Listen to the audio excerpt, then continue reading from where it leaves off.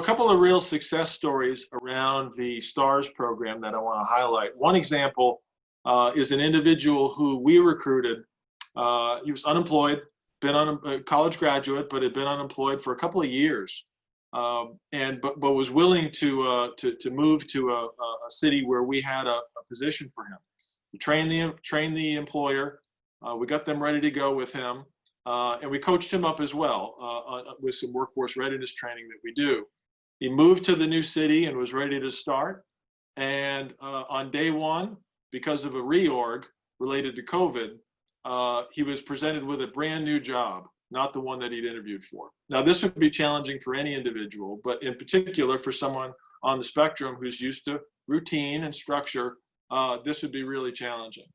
To add to that, 2 weeks in, he and his cohort got the stay-at-home order because of COVID. So he was no longer able to go into the office to get coaching directly face-to-face on this new role that he'd been assigned.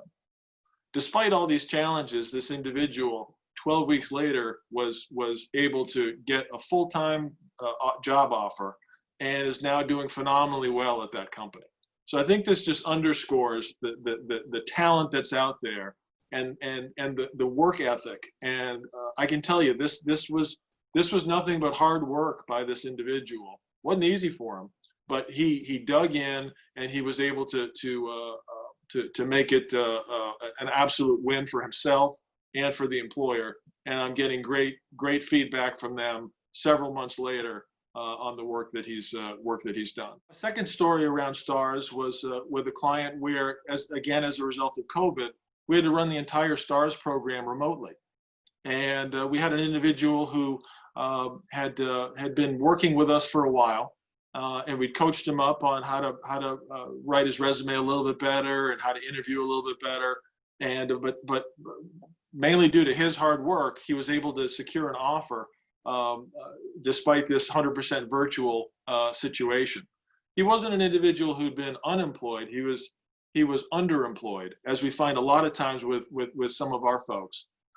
Sometimes it's not that they're unable to get a job at all. It's just that they get a job that pays them well below what their capabilities are, and the tasks that they're able to that they have that they're being asked to perform are well below their abilities.